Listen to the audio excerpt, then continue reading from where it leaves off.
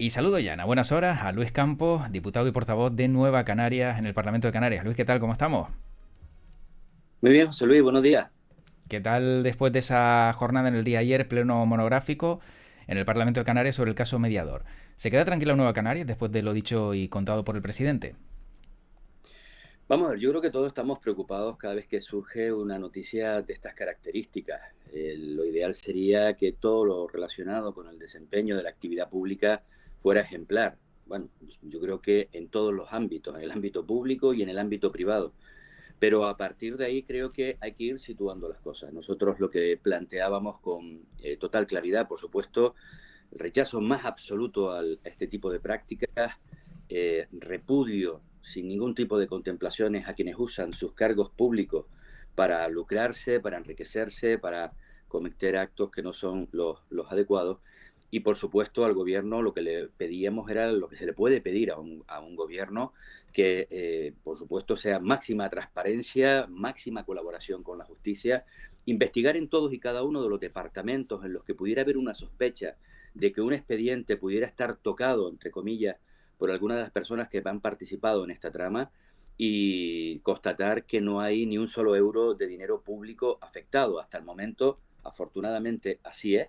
El modus operandi de estas personas, pues bueno, era intentar en ocasiones sacar unas mordidas, comisiones, planteando que, bueno, que podían conseguirle ciertos favores, a veces que le podían conseguir una subvención, en otras ocasiones evitarle una inspección, en otras rebajarle una sanción, pero bueno, de todos los expedientes que se han analizado, parece que afortunadamente se quedaba en eso, simplemente en decirles que podían hacer gestiones, cogerles el dinero y si te vino me acuerdo. Dinero público hasta el instante no hay comprometido, pero hemos dicho que se sigue investigando cada uno de los departamentos para constatar que efectivamente no es así.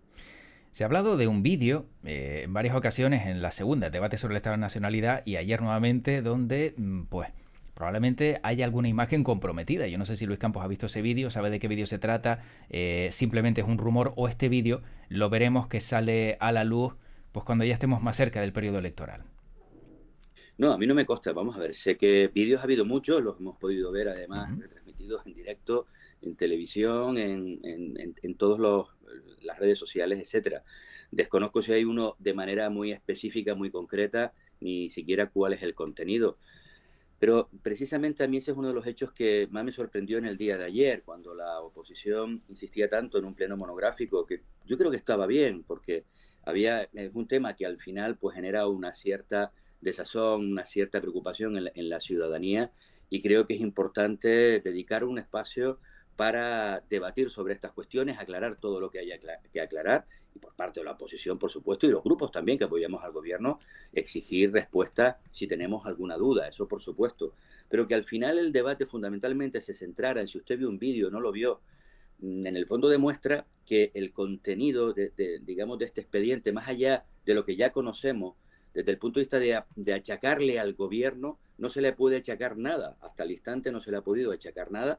Había una persona que formó parte del gobierno hace un año y medio y afortunadamente se le echó del gobierno, pero que esté centrado precisamente en si el presidente vio un vídeo, dejó de verlo, si tenía conocimiento de ese vídeo, pues demuestra que realmente la entidad del caso desde el punto de vista de la perspectiva de lo que puede afectar al gobierno, pues es muy pequeña, ¿no?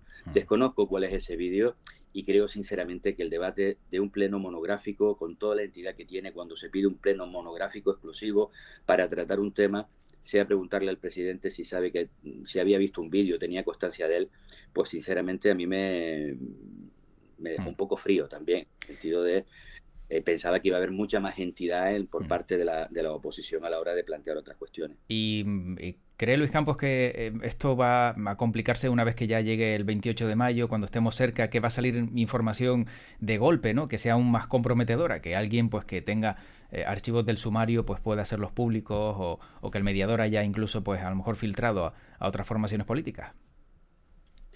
No, vamos a ver, en esto que pase lo que tenga que pasar. Es decir, nosotros fuimos claros en el día de ayer.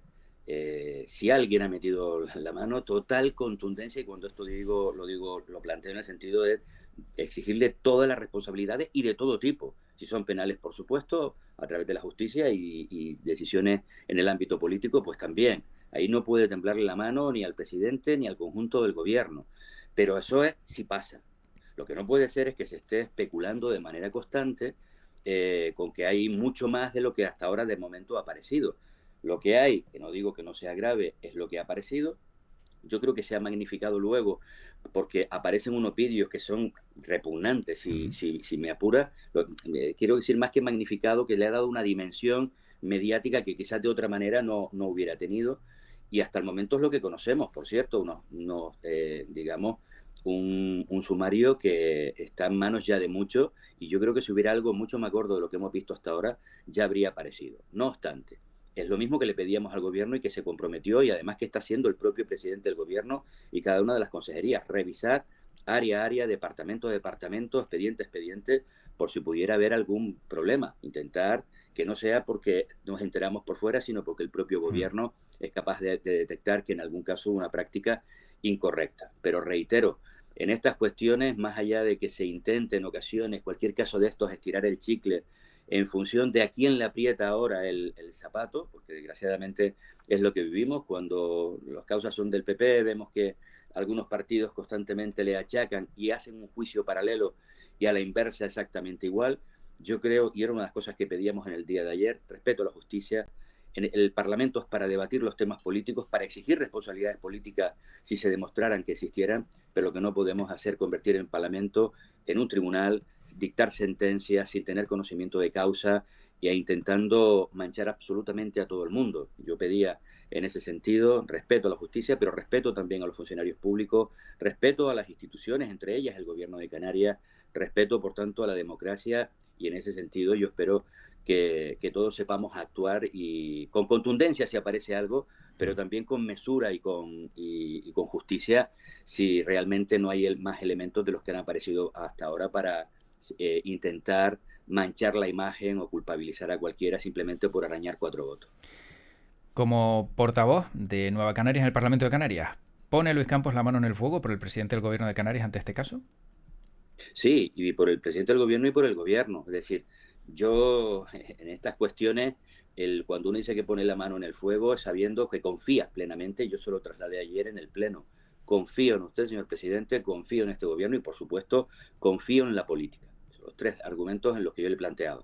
A partir de ahí, que cualquier persona a nivel individual pueda haber fallado y uno sienta en su día pues que le quebró la confianza, eso pasa a veces hasta con la propia familia, pero yo estoy convencido de que el presidente del gobierno no tenía constancia al final de las prácticas más chuscas, groseras, porque ni siquiera estamos hablando de una trama, digamos, con entidad en el sentido de operaciones, oye, digamos que se han corrompido por grandes cuantías con operaciones de ingeniería financiera. Eran, pues vuelvo y reitero, lo que hemos visto y conocido hasta ahora, pequeñas mordiditas, además, desgraciadamente, a un sector muy tocado, no solamente en esta crisis, sino ya de una manera casi estructural, como es el sector ganadero, prometiéndole falsas cuestiones y luego, además, para gastárselo en lo que ya hemos visto en que se lo gastaban, ¿no? Yo creo que es tan chusco como todo eso que hemos estado viendo, y creo que el presidente no tenía constancia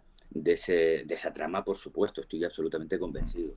Bueno, se le ha acusado a Nueva Canarias, ¿no? De haber sido demasiado tibio, en este caso no haberle visto una actitud más beligerante, sobre todo por parte de la oposición, pero supongo que, claro, estando dentro del gobierno, a lo mejor eso hace que haya menos contundencia a la hora de mostrarse ante un caso, digo, en sus inicios. Ya una vez que hemos visto que la situación se ha ido desarrollando y ya, entre comillas, está más tranquila, pues es normal que no haya tanta tensión. No, pero en absoluto, vamos a ver, yo estoy acostumbrado ya a esto, José Luis, tú me conoces, hemos Sí. compartido tertulia en muchísimas ocasiones. Mira, yo lo decía en mi intervención en el día de ayer. ¿Sabes cuál es la tranquilidad desde Nueva Canarias y en mi caso, cuando yo hago estos planteamientos? Que hace 4 años, cuando yo estaba en la oposición, y eran otros, entre otros, el presidente del gobierno, el que estaba con aspectos, temas judiciales trabados en aquel instante, nuestra posición fue exactamente la misma. Nunca le acusamos, pedimos respeto, pedimos que actuara la justicia, y eso sí, pedíamos a ese gobierno total colaboración y transparencia. Exactamente los mismos términos que hemos utilizado ahora. Esa es la tranquilidad que te ofrece lo que algunos ven como tibieza y que nosotros vemos como justicia. Es decir, creo que hay que ser justo. Cuando estás en el gobierno con la oposición, cuando hay un tema judicial lo que hay que hacer es dejar trabajar a la justicia. Por supuesto, en sede parlamentaria, si tienes dudas, si tienes preguntas, plantearlas desde el respeto. Lo que nunca hemos hecho, nunca voy a hacer, ahora ni antes lo hicimos, cuando eran otros los que estaban señalados, es ni juzgar ni dictar sentencias como desgraciadamente algunos se dedican a hacer. Y luego, a mí es que me hace gracia en estas cosas también, al margen de esto que acabo de comentar, yo he tenido intervenciones en algunos aspectos muy duras y luego escuchas a la oposición, es que ustedes son muy, muy tibios, ¿no? Bueno, ¿qué es lo que quiere que haga? Que dé puñetazos encima de la mesa, que me tire de los pocos pelos que me van quedando, que me ponga a hacer volteretas en la sala a ver si de esa manera soy capaz de trasladarle a la ciudadanía que estoy muy, muy, muy cabreado. Yo creo que hay que ser más serio que todo esto, ¿no? Y creo que la ciudadanía precisamente lo que no quiere es la crispación por la crispación. Por supuesto, cuando hemos tenido que denunciar lo hemos hecho, cuando hemos tenido que ser duros lo hemos hecho, cuando hemos tenido que repudiar o que condenar cuestiones lo hemos hecho, pero siempre lo hemos hecho de la misma manera en la oposición cuando afectaba a otros partidos que no estaban en nuestra órbita, que ahora en el gobierno, cuando afecta a otros partidos que pueden estar más cercanos a nosotros.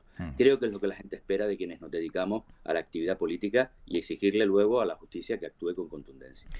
Precisamente ahora que ha nombrado Luis Campos al expresidente Fernando Clavijo, una vez que se queda libre, ¿no?, de caso Grúas, caso Reparo, esto puede hacer que bueno, pues exista algo de temor en el escenario electoral tras el 28 de mayo, donde se pueda ver que Coalición Canaria vuelve a ser fundamental, tanto para pactar con PSOE como para pactar con Partido Popular, y formaciones como Nueva Canarias a lo mejor pues ya no sean tan decisivas. No, vamos a ver, yo creo que cualquier escenario que pueda haber antes y después de la noche electoral va a estar marcado por un elemento fundamental y es la aritmética, José Luis. Es decir, en función de donde den los números, probablemente los acuerdos se puedan celebrar de una manera más clara. Yo creo que eso no estaba supeditado en ningún caso a una posible imputación de Clavijo o de cualquier otra persona. Pero en el caso de Clavijo, que Ciudadanos no se dio y por eso no se sumó, ¿no?, a ese pacto que podía haberse cerrado junto con Ciudadanos porque estaba precisamente imputado, ¿no? Y era una de las situaciones por las que Ciudadanos decía que no apoyaba, ¿no?, a ningún candidato en esas circunstancias. Sí, curiosamente quienes decían eso en aquel instante ahora van con Coalición Canaria, ¿no? Y anunciaron eso no cuando se ha archivado la causa, sino incluso con antelación. Pero esa es una parte de la historia. Recuerdas que eso sirvió para que Fernando Clavijo no fuera el presidente, pero ya estaba cerrado un acuerdo donde el presidente iba a ser Antona y no fue precisamente esa causa la que tiró abajo ese posible acuerdo.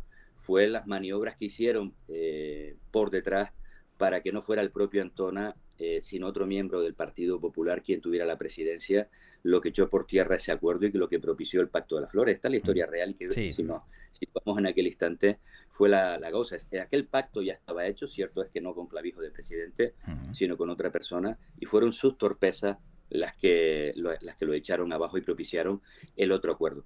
Vamos a ver, yo creo que con independencia de que esa imputación estuviera o no, el escenario del día después de las elecciones iba a ser exactamente el mismo, con un partido o con otro, iba a ser exactamente el mismo, porque yo creo que al final, por lo menos por nuestra parte, si alguien no está condenado, para nosotros no vamos a juzgarlo, a prejuzgarlo.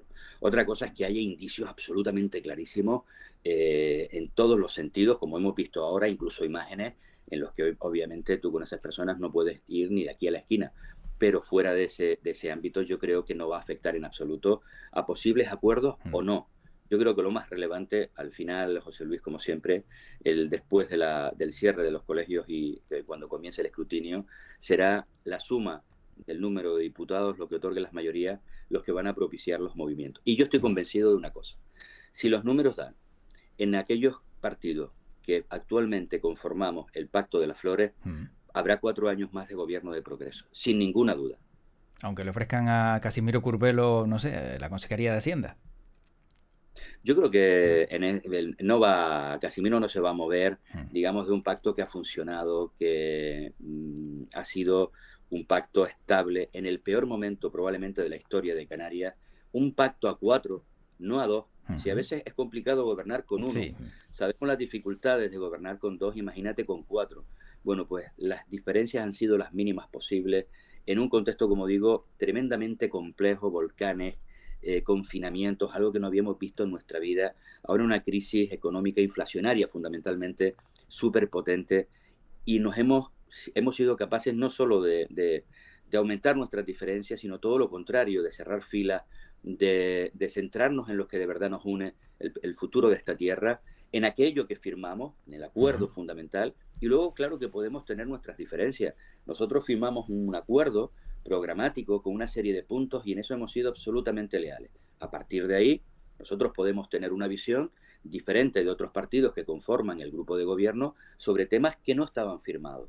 Por supuesto, la autonomía de cada grupo no la vamos a perder nunca, ni nosotros con respecto a los demás, ni vamos a pedir a los demás con respecto a nuestras posiciones. Somos partidos autónomos cada uno y en ese sentido hemos funcionado bien. Y estoy convencido, reitero, que con independencia de los intentos que se han planteado, algunos casi desde el mismo debate de investidura hace 4 años, pronosticando que no llegaríamos a las primeras Navidades, bueno, pues vamos a cerrar esta legislatura y creo que con un resultado muy notable, por supuesto con algún error, eso siempre pasará y cuando se trata de gobernar, por supuesto, pero creo que con resultados muy notables y encima en el peor momento de nuestra historia. Bueno, por cierto, hablando de campaña, veo, si no me equivoco, que vuelven a firmar con Unidos por Yaiza con Óscar Noda, ¿no? Vuelven otra vez a sellar esa alianza en Lanzarote. Sí, nosotros vamos a ver, dentro de la cultura de Nueva Canarias, la alianza con organizaciones fundamentalmente de ámbito municipalistas, pero con ese concepto que nosotros en nuestro último Congreso Nacional, el quinto Congreso Nacional de Nueva Canarias, le dimos una entidad colocándolo dentro de nuestros contenidos, que es el canarismo de progreso. Es decir, fuerzas políticas que defienden esta tierra, pero que además, y lo más importante, sus centros de decisión están en esta tierra, que pueden ser de carácter canario, pueden ser de carácter insular o pueden ser organizaciones de carácter municipal. Reitero que forma parte de nuestro ADN. Miembros fundacionales de Nueva Canarias son Rocaguairo, que sigue manteniéndose en Agüime como Rocaguairo, además con su propia estructura, con su personalidad jurídica, pero forma parte, son miembros integrantes de Nueva Canarias. O el PNR en Galdar, o ASBA en Barsequillo, o Alternativa por San Mateo, o la agrupación de electores de Tejeda.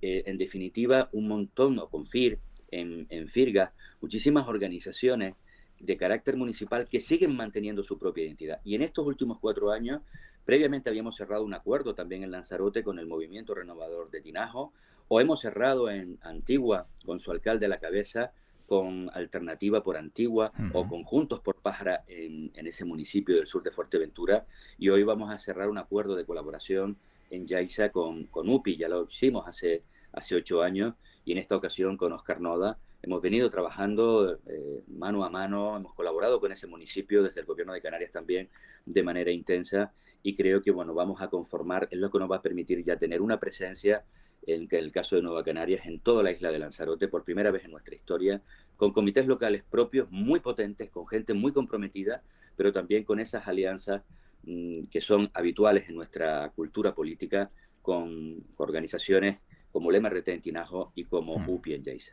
Bueno, ya para ir acabando, no quitarte mucho más tiempo, Luis, Día del Consumidor en esta jornada, 15 de marzo, pero claro, vemos que la cesta de la compra en Canarias se dispara un 18%, segundos salarios más bajos del país, y ¿quién hace algo al respecto? ¿Y de qué manera, pues quizá desde el Parlamento se puede ayudar a las familias canarias ante esta circunstancia? Vamos a ver, nosotros hay determinadas medidas que están tomadas ya con mucha antelación en el caso de Canarias. A mí me ha sorprendido a veces el desconocimiento de algunos diputados en sede parlamentaria cuando han planteado que hiciéramos lo mismo que había hecho el gobierno de España de rebajar el IVA al 4% o bueno, a otros niveles, cuando la inmensa mayoría de los productos que configuran la cesta de la compra en Canarias, el IGIC, en nuestro caso, es del 0%, pero no de ahora, desde hace mucho tiempo.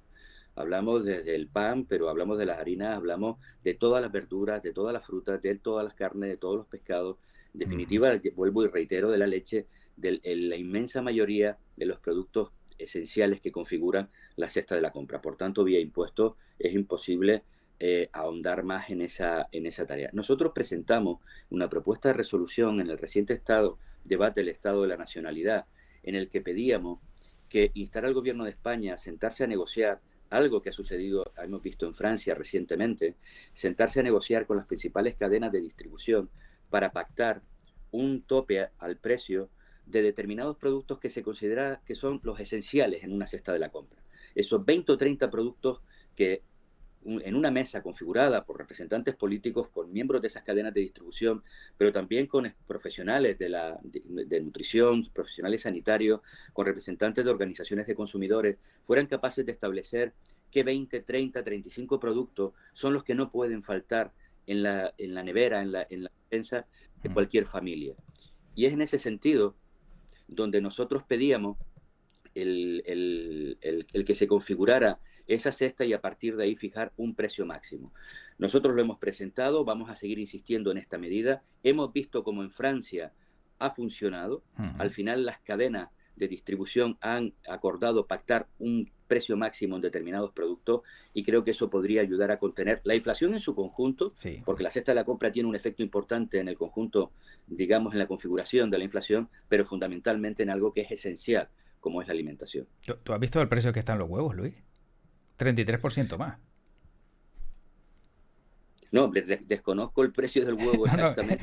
No, sí, sí, y además, hombre, claro, el haberte saltado con esta pregunta, yo he visto que te ha quedado un poco desubicado, ¿no? No, además, a veces tú sueles hacer siempre una pregunta Sí, trampa a última hora. sí, sí, No sí. sabía si era de broma o no por el Sí. producto que elegiste. No, pero bueno, es que No, ayer lo veía porque unos chicos compraban 20 huevos, 5,10 o algo así, y ha subido un 33% los huevos. Es criminal, no, ¿eh? pero no solo los huevos, es decir, Mm, al final hablamos de los huevos. Es verdad que luego, en función del negocio, del establecimiento al que tú vas, ves subidas más importantes o menos relevantes. Pero es que ha sido en todo. mm. Nosotros lo notamos, a lo mejor no producto a producto, pero yo cuando hablo con mi mujer y hacemos la cesta, cuando comprábamos a lo mejor para la semana determinados productos que antes eran 110, 115 euros, ahora casi rozan los 200 euros.